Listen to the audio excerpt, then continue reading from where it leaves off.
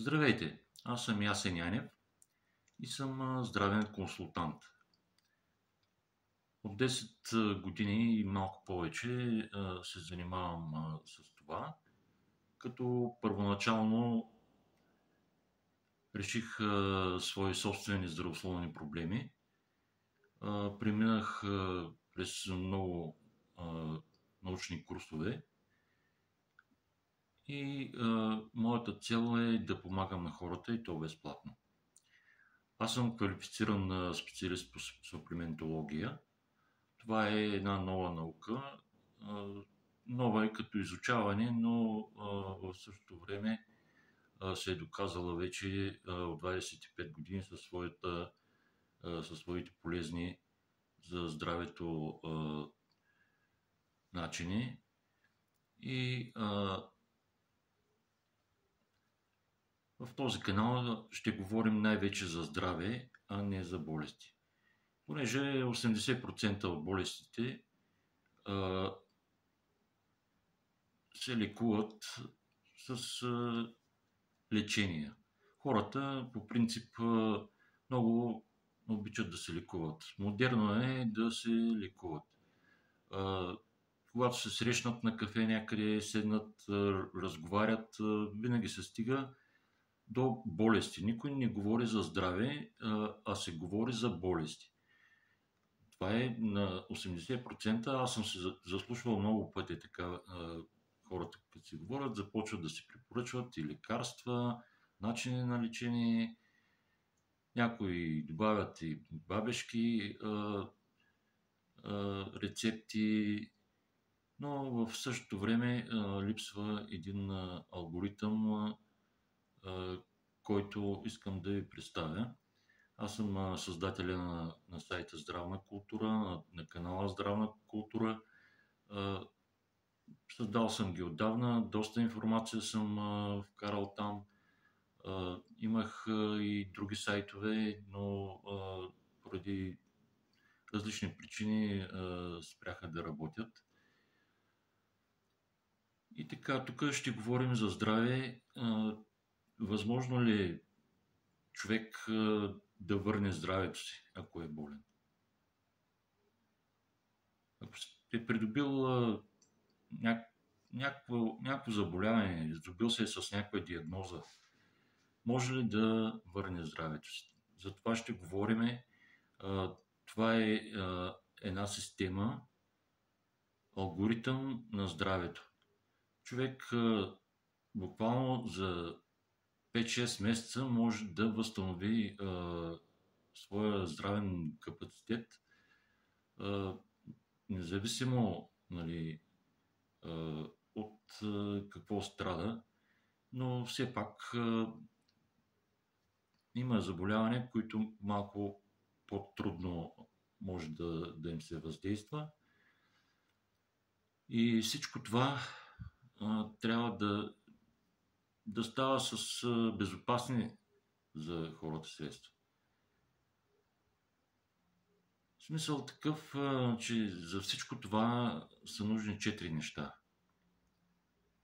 Първо, човек трябва да има желание да е здрав, да говори за здраве, да мисли за здраве, а не за болести и да обикаля по болници, лаборатории и да търси начини на лечение.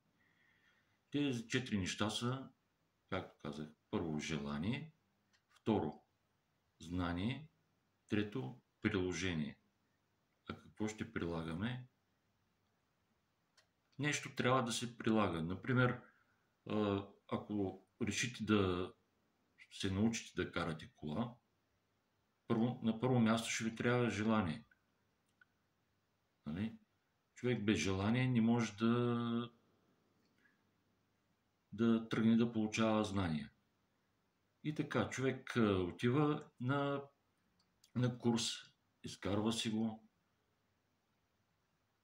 Естествено, нали, заплаща се за това да го обучат.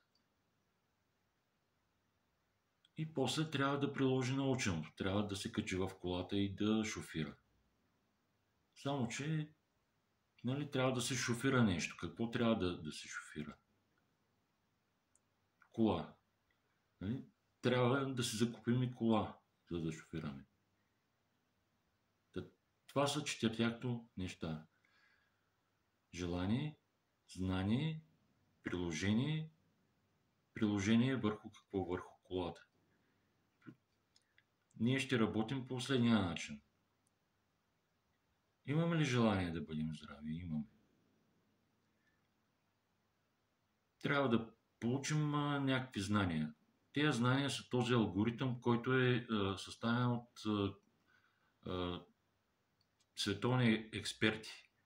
Тези курсове, които съм минал по суплементология, там не се изучават само хранителни добавки. Там се изучават причините за заболяванията и се неутрализират постепенно. Нищо не става изведнъж. Става постепенно. И така ще говоря стъпка по стъпка за алгоритъма на здравето. Можете да ме следвате, за да получавате информация за следващите видеоклипове, които ще пусна.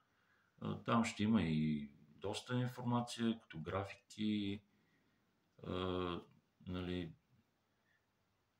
експерименти на живо, ще ви покажа много интересни експерименти. Също така имаме разработени тестове, където можете безплатно да си проверите здравословното състояние, в какво положение, липса или излишък на витамини, минерали, паразити, бактерии, вируси и така нататък. С всичко това се занимава суплементологията. Но ще започнем от стъпка А. А стъпка А ще бъде следващият видеоклип. Началото на алгоритъма на здравето. Стъпка по стъпка. Благодаря ви, че изгледахте този видеоклип.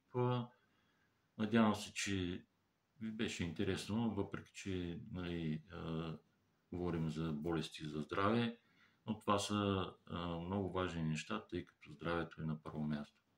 Когато човек има здраве, има всичко. И съм се убедил в това. Лайквайте, следвайте ме или в Instagram Здравна култура. В описанието на това видео ще дам линкове към моя сайт, към Instagram, всички връзки, където ги има, ще ви ги дам. Отделно в сайта си има, може даже да разгледате какво представлява алгоритъма на здравето. Това беше за сега от мен. Бъдете живи, здрави, пълноценни и енергични.